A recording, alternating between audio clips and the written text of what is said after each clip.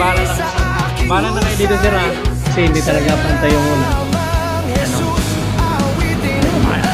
May angat talaga yan. So kaya ipahabol nyo na lang yan. Diba sir? Tingnan ang ginawa namin sir. Diba? Yung mga gawang roller. Ha? Ito nipis na lang namin bukas. Tama sabay na yung vacuum. Yung isa nalabagot namin kanina. Tsaka yung sa tower ano pala, tower C okay na pala, very good na yun doon sir.